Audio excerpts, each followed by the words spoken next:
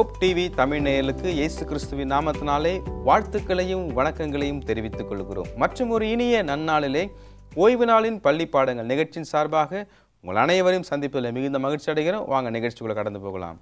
இதனால் விசேஷமாய் பொது கெர்ஷோம் பொது சார்ல்ஸ் இருப்பது குறித்து மிகுந்த மகிழ்ச்சி. இருவரையும் நிகழ்ச்சிக்குள்ளே நான் வரவேற்றுக் கொள்கிறேன். அருமையான பாடத்தை படிக்க இருக்கிறோம். பாஸ்டர் கெர்ஷோம் துவக்கி வைங்க. கர்த்தருடைய பிரதான கிருபையினாலே இந்த 2025ஆம் ஆண்டின் முதல் காலாண்டு பாடங்களை நாம் படித்து வருகிறோம். இந்த காலாண்டு பாடத்தின் தலைப்பானது தேவனுடைய அன்பும் நியாயமும். இந்த வார பாடம் 7. பாடத்தின் தலைப்பு தீமை என்னும் பிரச்சனை. மனப்பாட வசனம் வெளிப்படுத்தல் 21ஆம் அதிகாரம் 4ஆம் வசனம். அவர்களுடைய கண்ணீர் யாவையும் தேவன் துடைப்பார். இனி மரணமும் இல்லை, துக்கமும் இல்லை, அலறுதலும் இல்லை, வருத்தமும் இல்லை, முந்தினவைகள் ஒளிந்து போயின என்று விளம்பினது. பாஸ்டர் சார்ல்ஸ், இந்த பாடத்துக்கான ஒரு அறிமுகம். இந்த பாடத்தின் அறிமுகத்தில் பொதுவாகவே கிறிஸ்தவர்கள் எல்லாருக்கும் நன்றாக தெரியும், நம்முடைய தேவன் அன்பானவர். அவரிடத்திலிருந்து புறப்பட்டு வருகிறது எல்லாம் நன்மையான ஈவுகள் என்பதை நாம் அறிந்திருக்கிறோம். ஆனால் அதே நேரத்தில் நிறைய கிறிஸ்தவர்களுக்கு ஒரு கேள்வி வருகிறது. இந்த அன்பான கடவுள் இருக்கிறார் அப்படின்னா அவர் ஏன் தீமையை அனுமதித்து இருக்கிறார்? அவர் அதையெல்லாம் ஏன் இவ்வளவு பொறுமையாக சகித்து வருகிறார் என்பது கிறிஸ்தவர்களுக்கு கேள்வியாக இருக்கிறது. கிறிஸ்தவர்களுக்கு மாத்திரமல்ல, இந்த உலகத்தில் இருக்கிற அநேக மனுஷர்களுக்கு ஒரு சந்தேகத்தை எழுப்பக்கூடிய வகையில் அன்பான கடவுள் இருக்கிறாருன்னு நீங்கள் சொல்கிறீங்க, ஆனால் இவ்வளவு உபத்திரவங்கள், பாடு, மரணம், கஷ்டத்தை எல்லாம் நம்ம பார்க்கும்போது இப்படி ஒரு வல்லமையான தேவன் இருப்பாரே என்றால் இப்படி அனுமதிக்க வாய்ப்பு இல்லையே என்று சொல்லக்கூடிய ஒரு கேள்வி எழும்புகிறது. இன்றைக்கி நிறைய நாஸ்திகர்கள் அவங்களுடைய நம்பிக்கையை நியாயப்படுத்துகிறாங்க. இன்றைக்கி நாங்கள் ஏன் கடவுள் மேலே நம்பிக்கை இல்லாமல் இருக்கிறோன்னா, உலகத்தில் நடக்கிறதெல்லாம் நாங்கள் பார்க்குறோம், இப்படியெல்லாம் நடக்கிறதுக்கு காரணம் ஒருவேளை இயற்கையாக இருக்கலாம், கடவுள்னு ஒருத்தர் இருப்பார்னா இப்படியெல்லாம் நடக்காது என்பது அவர்களுடைய நம்பிக்கையாக இருக்கிறது. அதனால் கடவுள் இல்லை என்று முடிவெடுக்கிறார்கள். ஆனால் இன்றைக்கு பாடத்தில் நாம் என்ன படிக்க போகிறோம் என்றால், கிரேட் கான்ட்ரவர்சியில் அம்மையார் 492வது பக்கத்திலே சொன்ன பிரகாரமாக ஒருவேளை இந்த சின் ஒரு மிஸ்ட்ரியாக இருக்கலாம், ஆனால் இவைகளின் மத்தியிலே தேவன் நீதி உள்ளவராக இருந்து, நியாயத்தை செய்கிறவராக இருந்து, பொறுமையாயிருந்து இவைகள் அனைத்தையும் சகித்து இந்த மாபெரும் போராட்டத்தை ஒரு முடிவுக்கு கொண்டு வருகிறார். அந்த நாள் சமீபித்து வருகிறது என்பதை நாம் புரிந்து கொள்ள போகிறோம். பாஸ்டர் கெர்ஷோம், பாடம் 7 தீமை எனும் பிரச்சனை. மனித அனுபவத்தின் முன்னிலையில் தீமை எனும் பிரச்சனையை வேதத்தின் மூலமாக எப்படி புரிந்து கொள்ள முடியும்?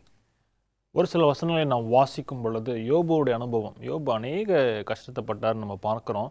யோபு 30ஆம் அதிகாரம் 26ஆம் வசனத்தை வாசிக்கும் பொழுது, நன்மைக்கு காத்திருந்த எனக்கு தீமை வந்தது, வெளிச்சத்தை வர பார்த்து கொண்டிருந்த எனக்கு இருள் வந்தது. தனக்கு தீமையை குறித்து அவர் அவங்க பேசுவதை பார்க்க முடியும். எரேமியா 12ஆம் அதிகாரம் 1ஆம் வசனத்திலே எரேமியா தீர்க்கதரிசி தேவனோடே அங்கே வழக்காடுகிறார். வசனத்தை வாசித்தோம் என்று சொன்னால், தேவரே நீதி உள்ளவராமே, ஆகாதவர்களின் வழி வாய்க்கிறது என்ன ஆண்டவர் பார்த்து கேட்கிறார். துரோகம் செய்து வருகிற அனைவரும் சுகித்திருக்கிறது என்ன என்று சொல்லி அங்கே கேட்பதை பார்க்கிறோம். மல்கியா 2:17 வாசிக்கும் பொழுது, துன்மார்க்கனுக்கு எதிர்பார்த்த அழிவு வராத பொழுது ஜனங்கள் என்ன செய்கிறாங்க, நீதியும் நியாயத்தையும் குறித்து சந்தேகப்படுவதை நம்ம பார்க்க முடியும்.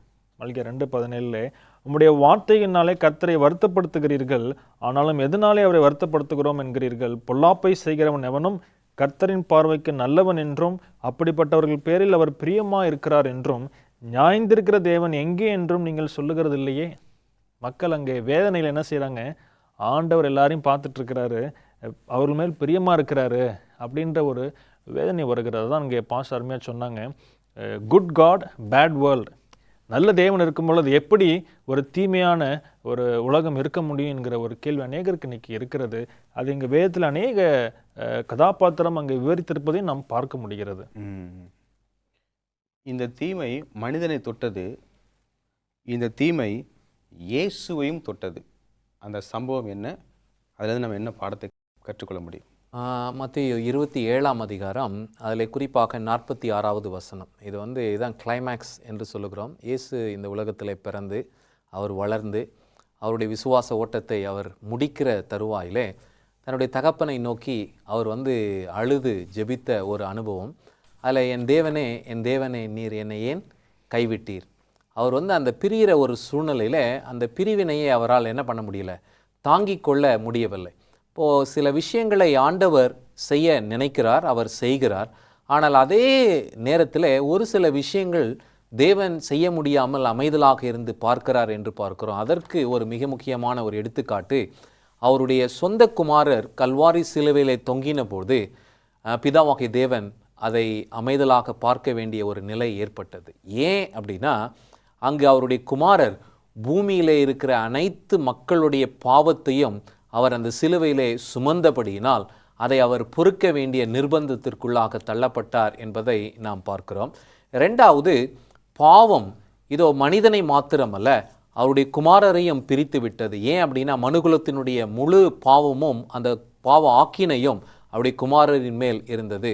சின் ஆல்வேஸ் பிரிங்ஸ் செப்பரேஷன் என்று பார்க்கிறோம். அதனால் பிதாவாகிய தேவன் தம்முடைய குமாரரை முதல் விசையாக பிரிகிறதற்கு ஏதுவான சூழ்நிலையிலே தள்ளப்பட்டார். அவர் அமைதலாக பொறுமையாக இருந்தார் என்று பார்க்கிறோம்.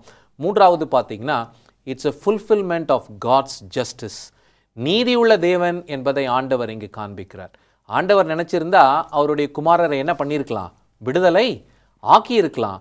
ஆனால் அவர் அப்படி செய்யாமல் இதோ தன்னுடைய மகன் அந்த சிலுவையிலே தொங்குகிறதினால் மேன்மையான ரட்சிப்பு இந்த உலகத்திற்கு வருகிறது என்று சொல்லி அதை அவரும் சகித்து கொண்டார். இங்கே வந்து சிலுவையின் பாடை அவருடைய குமாரர் சகித்தார். அவர் படுகிற பாட்டை பார்த்து யார் சகித்தா அப்படின்னா, அவருடைய தகப்பன் சகித்து கொண்டார் என்று பார்க்கிறோம். கடைசியாக என்ன சொல்லலாம் அப்படின்னா, தி அல்டிமேட் இது என்னன்னா, காட்ஸ் லவ் ஃபார் ஹியூமனிட்டி. சில நேரங்களிலே ஆண்டவர் இவைகளை எல்லாம் அனுமதித்து இருக்கிறார். இவைகள் எல்லாத்துக்கும் பின்னாடி ஒரு நன்மையான காரியத்தை கற்றுக் கொடுக்கிறார். அது என்ன அப்படின்னா, தேவன் அன்பாகவே இருக்கிறார். இந்த தீமைக்கெல்லாம் காரணம் யார் அப்படின்னா, இந்த மாபெரும் போராட்டத்திலே சாத்தானும் அவனால் இதோ அழைத்து கொண்டு வரப்பட்ட இதோ தேவ தூதர்கள், தள்ளப்பட்ட ஃபால்ஸ், அதாவது ஃபாலன் ஏஞ்சல்ஸ் என்று சொல்லுகிறோம் அல்லவா, அவர்கள் தான் இவைகள் அனைத்தையும் செய்கிறார்கள் என்பதை ஆண்டவர் நமக்கு காண்பிக்கிறார். நல்ல பாடங்களை படித்துக் கொண்டிருக்கிறோம். ஒரு இடைவேளைக்கு பின்பாக மீண்டும் சந்திப்போம். பிரியமானவர்களே, ஒரு இடைவேளைக்கு பின்பாக மீண்டும் நிகழ்ச்சி தொடரும். பிரியமானவர்களே, இடைவேளைக்கு பின்பாக மீண்டும் நிகழ்ச்சியில் நம்ம கடந்து போகலாமா? பாடம் 7, தீமை எனும் பிரச்சனை குறித்து நாம் படித்துக் கொண்டிருக்கிறோம். பாஸ்டர் கெர்ஷம், உங்களுக்கு கேள்வி என்னென்னா, திரைக்கு பின்னால் நடப்பதை குறித்து நமக்கு தெரிந்தது என்ன? வேத ஆதாரங்கள் உண்டா? யோபுவின் புஸ்தகத்தில் நாம் படிக்கும் பொழுது அங்கே யோபுவுக்கு அநேக இழப்புகள் ஏற்பட்டதை நாம் பார்க்க முடியும். அப்போ அவருடைய நண்பர்கள் வராங்க, அவரிடத்துல பேசுகிறாங்க, சம்பாஷணை செய்கிறார்கள். யோபுக்கு அநேக கேள்விகள். முந்தின ஒரு வசனத்தை கூட பார்த்தோம், தீமை எனக்கு வந்தது, இருள் என்னை சூழ்ந்தது என்று சொல்லி யோபு அங்கே பேசி கொண்டிருக்கிறார். அப்போது இப்படி பேசி கொண்டிருக்கும் பொழுது அங்கே தேவனிடத்திலே அங்கே பதிலை எதிர்பார்க்கிறார். யாராவது அவருக்கு பதில் சொல்ல மாட்டார்களா என்று சொல்லி. அப்போது பெருங்காற்றின் மூலமாக யோபு 38:1-2 வசனத்தை வாசிக்கும் பொழுது, அப்பொழுது கர்த்தர் பெருங்காற்றிலிருந்து யோபுக்கு உத்தரவாகி, அறிவில்லாத வார்த்தைகளினால் ஆலோசனை அந்தகாரப்படுத்துகிற இவன் யார்? அது அநேக அவருடைய நண்பர்கள் என்ன செஞ்சாங்க, யோபு நீ பாவம் செஞ்சனால தான் உனக்கு இதெல்லாம் வந்துச்சு, இப்படி அநேக காரியங்களை சொன்னாங்க. யோபும் அவங்களுக்கு தெரியாமல் அங்கே யோசித்து கொண்டிருந்தார். அப்போ ஆண்டவர் சொல்கிறாரு, இது இன்னொரு டிரான்ஸ்லேஷனில் படித்தோம் அப்படின்னா, கொஞ்சமே தெரியாத நீ ஏன் இவ்வளவு பேசுகிறாய் அப்படின்னு சொல்லி மிக அழகாக சொல்லப்பட்டிருக்கிறது. அப்போ அவங்களுக்கு என்ன நடக்குதுன்னு தெரியல. அப்போ ஆண்டவர் அங்கே ஒரு சம்பாஷணையை சொல்வதை நாம் பார்க்க முடியும். நான் பூமியை அஸ்திபாரப்படுத்துகிற போது நீ எங்கே இருந்தாய்? அளவு குறித்தது போல் நீ எங்கே இருந்தாய்? நூல் போட்டது யாரு? அப்போது விடியற் காலத்து நட்சத்திரங்கள் ஏகமாய் பாடி புத்திரர் எல்லாம் கெம்பீரித்தார்கள், இதெல்லாம் நீ எங்கே பார்த்த? அப்படி கேள்வி மேலே கேள்வி ஆண்டவர் என்ன செய்ய முடியும், கேட்கறது நாம் பார்க்க முடியும். உனக்கு அதனை பற்றின அறிவு இருந்தால் நீ சொல் என்று சொல்லி ஆண்டவர் கேட்கிறார். அப்போது ஆண்டவர் என்ன சொல்ல நினைக்கிறார் என்று சொன்னால், உனக்கு தெரியாத அநேக காரியங்கள் இருக்குது யோபுட்டு சொல்கிறார். அப்போது இந்த உலகத்தை படைத்த நான் இதை பராமரித்து கொண்டிருக்கிறேன், அதை இயக்கத்தை நான் கண்காணித்து கொண்டிருக்கிறேன். அதை உண்டு புனித மாத்திரமல்ல, அதை கண்ணும் கருத்துமாய் பராமரிக்கினுடைய வேலையாக இருக்கிறது என்பதை அங்கு விளக்குகிறார். அப்போ அவருடைய சித்தம் இல்லாமல் இங்கே எதுவுமே நடப்பதில்லை. அப்படி இருக்க யோபு 1:2 பார்த்தது போல திரைக்கு பின்னால் நடக்கிறதை நாம் அறியோம் என்கிறதை அங்கே விளக்குகிறார். ஒரு காரியத்தை நம்ம புரிந்துக்கிறோம், என்ன அப்படின்னா, யோபுடைய வாழ்க்கையில் என்னதான் பிரச்சனைகள் கஷ்டங்கள் வந்தாலும் தேவன் எல்லாவற்றையும் தன் கட்டுக்குள் வைத்திருக்கிறார் என்பதை நாம் புரிந்து கொள்கிறோம். நம்மளுக்கு வாக்குத்தத்தமான வசனங்களை பார்த்தோம் என்று சொன்னால், திராணிக்கு மேலே சோதனையை அனுமதிக்க மாட்டேன் என்று சொல்லி ஆண்டவர் அங்கே சொல்லியிருக்கிறதை நாம் பார்க்க முடியும். அவருடைய சித்தத்தின்படி நடப்பவர்களுக்கு சகலமும் நன்மைக்கு எதுவாய் நடைபெறுது என்று சொல்லி நம்ம வசனங்களை நாம் பார்க்கிறோம். பிரச்சனைக்கான பதில் தெரியாத பட்சத்தில் தேவ சமூகத்திலே நாம் ஒப்பு கொடுத்து பொறுமையோடு சகிக்க வேண்டும் என்பதை யோபுடைய வாழ்க்கையிலிருந்து நாம் கற்றுக்கொள்கிறோம்.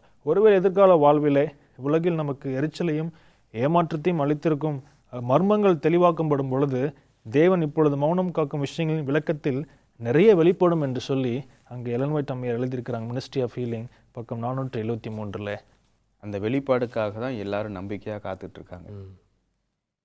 ஃபர்ஸ்ட் சார்ல்ஸ், உங்களுக்கான ஒரு கேள்வி. யோபு 42 அதிகாரம் 3ஆம் வசனத்தை வாசிக்கிறேன். அறிவில்லாமல் ஆலோசனையை மறைக்கிற இவன் யார்? ஆகையால் நான் எனக்கு தெரியாததையும் என் புத்திக்கு எட்டாததையும் நான் அறியாதையும் அழைப்பினேன் என்றேன். இந்த வசனத்தினுடைய அர்த்தம் என்ன? யோபு என்ன சொல்ல வருகிறார்? இந்த வசனத்தின் அர்த்தத்தை நாம் புரிந்து கொள்கிறதுக்கு முன்பாக இதை முதல் புத்தகமாக ஆண்டவர் நம்ம எல்லாருக்கும் கொடுத்தார் என்பதை நாம் தெரிந்து கொள்ள வேண்டும். ஏன் அப்படின்னா, இஸ்ரவேல் ஜனங்களை எகிப்திலிருந்து வழிநடத்தி கொண்டு வந்தபோது மோசேயால் முதல் எழுதப்பட்ட புத்தகம் யோபுவின் புத்தகம். ஏன் யோபுவின் வாழ்க்கையை ஆண்டவர் இஸ்ரவேல் ஜனங்களுக்கும் கடைசியாக வாழ்கிற நமக்கும் சாட்சியாக வைத்திருக்கிறார்னா, நிறைய விஷயங்கள் நமக்கு பின்னாடி நடக்கிறது நம்ம எவ்வளோதான் தெரிந்து கொள்ளலாம் அப்படின்னு பிரயாசம் எடுத்தாலும் அது நம்முடைய மனதிற்கு எட்டாது, அது நமக்கு புரியாது. ஆனால் இந்த வாக்கியத்தை யார் சொல்கிறா அப்படின்னா, யோபு தான் சொல்கிறார். நான் அலப்பினேன், நான் தெரியாமல் ஆண்டவரை குறித்து பேசிட்டேன், நான் என்ன நினச்சேன்னா எல்லா தீமையும் யார்கிட்டேருந்து தான் வருது, தேவன்கிட்ட தான் வருது அப்படின்னு நான் நினச்சேன். ஆனால் பின்னணியிலே நாம் பார்க்குறோம் இந்த யோபுவின் புத்தகத்தில் எல்லா தீமைக்கும் காரணம் யார் அப்படின்னா தேவன் அல்ல. இதோ ஆண்டவர் சாத்தானிடத்தில் சொல்லும்போது எந்த ஒரு முகாந்திரமும் இல்லாமல் என்னுடைய மகனை நீ இப்படி உபத்திரவத்துக்கு உட்படுத்தி இருக்கிறாயே, என்னை நீ ஏவினாயே என்று சொல்லுகிறதை நாம் பார்க்கிறோம். அப்படின்னா இந்த தீமைக்கு பின்னாடி முழுமையுமாக சாத்தான் இருக்கிறான் என்பதை இங்கே ஆண்டவர் அழகாக யோபுவின் புத்தகத்தில் காண்பிக்கிறார். ஆனால் இது யாருக்கு தெரியாது? யோபுக்கு தெரியாது. அதே போல தான் நம்முடைய வாழ்க்கையிலும் சில கஷ்டங்கள், நஷ்டங்கள், பாடுகள் வரும்பொழுது ஒருவேளை அது நம்முடைய ஞானத்திற்கு தெரியாது. ஆனால் யோபு செய்தது போல நாம் செய்ய வேண்டும். 3 விஷயங்களை யோபு செஞ்சார். முதல் விஷயம் என்ன செய்தார்னா, இந்த வார்த்தையை சொன்ன பிறகு அவர் முற்றிலுமாக தன்னை தாழ்த்துறார். என் வாழ்க்கையில் ஆண்டவர் எது செஞ்சாலும் அது நன்மையாக தான் என்ன பண்ணோம் முடியும் என்று சொல்லி தன்னை தாழ்த்தினார் என்று பார்க்குறோம். அதுக்கு முன்னாடி வரைக்கும் அவருக்கு கொஞ்சம் பெருமை இருந்துச்சு. நான் ஆண்டவருக்கு பலி செலுத்தினேன், ஆராதனை பண்ணேன், நான் கீழ்ப்படிஞ்சேன், இப்படியெல்லாம் நான் இருந்தேனே அப்படின்னு சொல்லி அவர் யோசிக்கிறாரு. ஆனால் இப்போ அவர் தாழ்மைப்படுத்துகிறார் என்று பார்க்குறோம். 2வது நீங்கள் பார்த்தீங்கன்னா, ட்ரஸ்ட் காட்ஸ் விஸ்டம். எந்த சூழ்நிலையிலும் நம்முடைய சொந்த ஞானத்தை நாம் என்ன பண்ணக்கூடாது, நம்ப கூடாது. நாம் ஏமாற்றம் அடைந்து போவோம். யோபு ஒரு நல்ல பாடத்தை கற்றுக்கொண்டு நான் தேவ ஞானத்தையே நான் நம்புவேன் என்று சொல்லி அவர் தன்னை ஒப்புக் கொடுக்கிறார். 3வது, இந்த ஒரு மனமாறுதல் யோபுக்குள்ளே வந்த பிறகு அவருடைய ஜெபம் கேட்கப்படுகிறது. அவருடைய நண்பர்களுக்கும் என்ன உண்டாகுது, நன்மை உண்டாகிறது.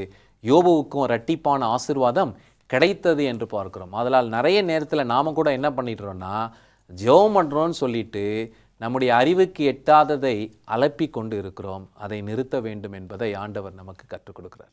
பாடத்தில் ஒரு வார்த்தை சொல்லப்பட்டிருக்கு, ஸ்கெப்டிக்கல் தீயிசம். இறையியல் சந்தேகவாதி யார்? இறையியல் சந்தேகவாதம் என்றால் என்ன?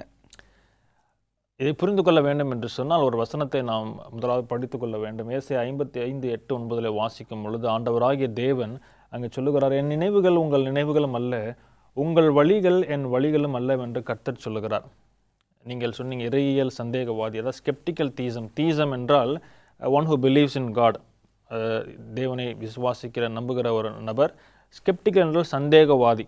அப்போ இது எப்படி நம்ம புரிந்து கொள்கிறோம் அப்படின்னா, தேவனுடைய நினைவுகள் நம்முடைய சிந்தனைக்கு அப்பாற்பட்டது. அவர் எப்படி செயல்படுகிறார் அதை தான் யோபுடைய இதில் நம்ம பார்த்தோம். யோபுவை பார்த்து ஆண்டவர் கேட்குறாரு, நான் அஸ்திபாரம் போட்டபொழுது நீ எங்கே இருந்த? உனக்கு தெரியாத அநேக காரியங்கள் இருக்கிறது. அப்போ ஆண்டோடைய நினைவுகள் சிந்தனைக்குள்ளாக நம்ம ஊடுருவி நாம் அனைத்து காரியங்களையும் புரிந்து கொள்ள முடியாது. வசனம் 9, பூமியை பார்க்கிலும் வானங்கள் எப்படி உயர்ந்திருக்கிறதோ அப்படியே உங்கள் வழிகளை பார்க்கிலும் என் வழிகளும் உங்கள் நினைவுகளை பார்க்கிலும் என் நினைவுகளும் உயர்ந்திருக்கிறது என்று சொல்லி ஆண்டவர் சொல்லுகிறார். அப்படிப்பட்ட சூழலில் மனித சரித்திரத்தில் தேவன் நமக்கு வைத்திருக்கும் திட்டங்கள் முழுவதையும் நம்மால் என்ன செய்ய முடியாது, புரிந்து கொள்ள முடியாது. அப்படிப்பட்ட சூழலில் தேவன் என்ன செய்கிறார், அது என்ன செய்ய போகிறாரு, என்ன செய்ய மாட்டார் என்பதற்கான காரணங்கள் நாம் ஏன் தெரிந்து கொள்ள வேண்டும்?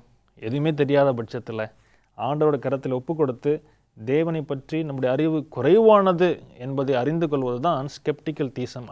என்னுடைய அறிவு குறைவானது, எனக்கு தெரியாது என்கிற ஒரு சந்தேகத்தை நான் எனக்குள்ளாக வைத்துக் கொள்கிறேன். அதுதான் இறையியல் சந்தேகவாதி என்பதை நாம் புரிந்து கொள்கிறோம். நல்ல பாடங்களை படித்துக் கொண்டிருக்கிறோம். ஒரு இடைவேளைக்கு முன்பாக மீண்டும் சந்திப்போம். பிரியமானே, ஒரு இடைவேளைக்கு முன்பாக மீண்டும் நிகழ்ச்சி தொடரும். பிரியமானே, இடைவேளைக்கு முன்பாக மீண்டும் நிகழ்ச்சிக்குள்ள நம்ம கடந்து போகலாமா? யோபு குறித்து நம்ம பேசணும். இப்போ கொஞ்சம் சங்கீதக்காரனை குறித்து நம்ம பேசுவோம். தன்னை சுற்றி நடக்கிற தீமையும் அநீதியும் குறித்து தாவீது என்ன புரிந்து கொண்டார்? சங்கீதம் 73 நம்ம வாசித்து பார்க்கும்போது இது ஆசாப்பின் சங்கீதம் என்று பார்க்கிறோம். இங்கே ஆசாப் என்ன பண்ணுறாருனா துன்மார்க்கருடைய வாழ்க்கையை பார்க்குறார். துன்மார்க்கருடைய வாழ்க்கையை பார்க்கும்போது அவன் தீமை செஞ்சோம் நல்லா தான் இருக்கிறான், அவனுக்கு எந்த கஷ்டமும் வருகிறது போல இல்லையே என்று சொல்லி முதல் 3 வாக்கியங்களிலே அவர்களை பார்த்து பொறாமைப்படுறார். Starting stage. நமக்கு சில நேரத்தில் பொறாமை வரும். அவன் பொய் சொல்கிறான், இப்படியெல்லாம் ஃப்ராடு வேலை பண்ணுறான், ஆனால் அவன் நல்லா இருக்கானே, நாமளும் அப்படி பண்ணலாமா என்று யோசிக்க தோணும். ஆனால் அதில் ஆபத்து இருக்கிறது. அவர்களை குறித்து நாம் பொறாமை கொள்ள வேண்டிய அவசியம் இல்லை என்று சொல்லுகிறார். 16 20 வசனங்கள் வரைக்கும் இந்த அதிகாரத்தை நம்ம பிரிப்போம் அப்படின்னா ஆசாப் புரிந்து கொள்ளுகிறார். இந்த உலகத்தில் அவன் எவ்வளோதான் சம்பாதித்து எவ்வளோதான் சேர்த்தாலும் அதெல்லாம் என்னது நிரந்தரம் கிடையாது, அது அழிந்து போகும் என்பதை ஆண்டவர் ஆசாப்புக்கு புரிய வைக்கிறார் என்று பார்க்கிறோம். அதுக்கப்புறம் 25 26 வாக்கியங்களை நாம் கவனிப்போம் அப்படின்னா தேவன் என்ன வாக்கு கொடுத்திருக்கிறாரோ அதுதான் நிறைவேறும். ஒருவேளை அது தாமதிக்கிறது போல இருந்தாலும் இதோ அது நிறைவேறத்தக்கதாக அவருடைய பிள்ளைகள் காத்திருப்பார்கள்.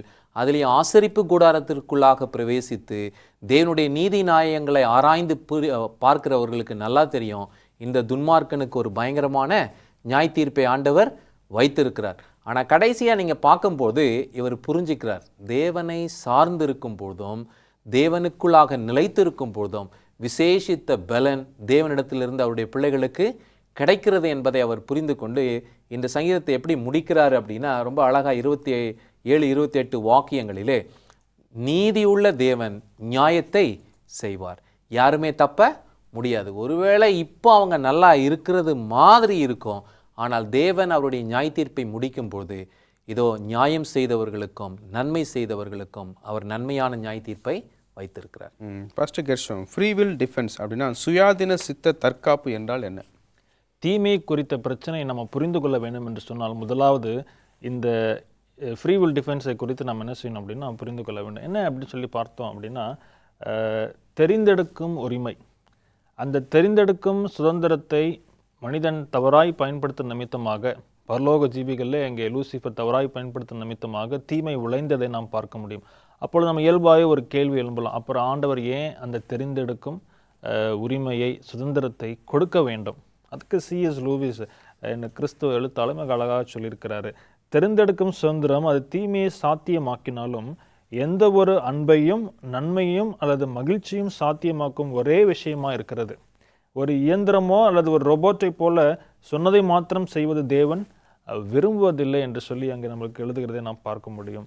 ஆகினாலே ஆண்டவர் இந்த வெளியேறப்பட்ட ஈவை மனிதனுக்கு கொடுத்தது நிமித்தமாக மனிதன் அதை தவறாய் பயன்படுத்த நிமித்தமாக தீமை வந்ததை நாம் பார்க்கிறோம். ஆதாம் ஏவாள் கொடுக்கப்பட்ட சுதந்திரத்தை ஆதியாம் 2:16-17 என்ன சொல்லுகிறது?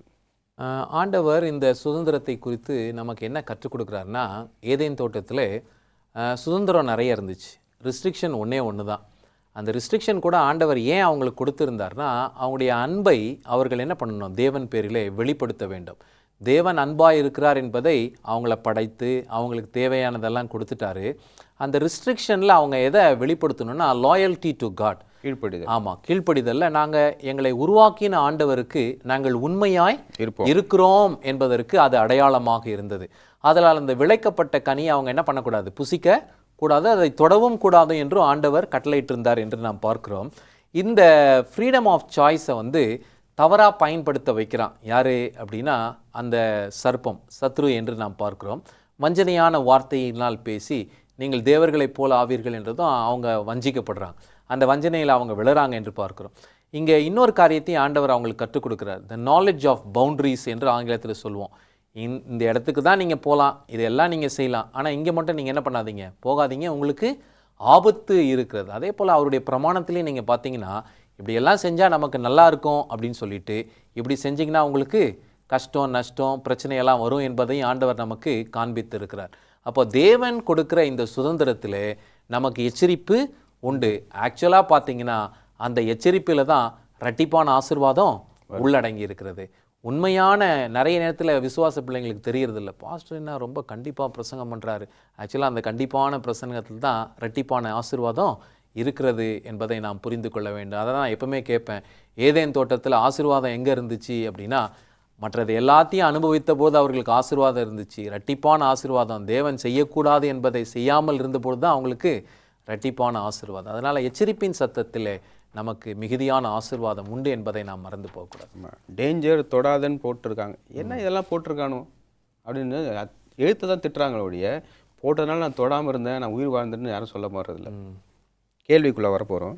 ஃபஸ்ட்டு கெர்ஷோம், தேவ அன்பு, தெரிந்தெடுக்கும் உரிமை, தீமை, இம்மூன்றையும் எப்படி புரிந்து கொள்வது? 1 யோவான் 4:16 பார்க்கிறோம், தேவன் அன்பாகவே இருக்கிறார்.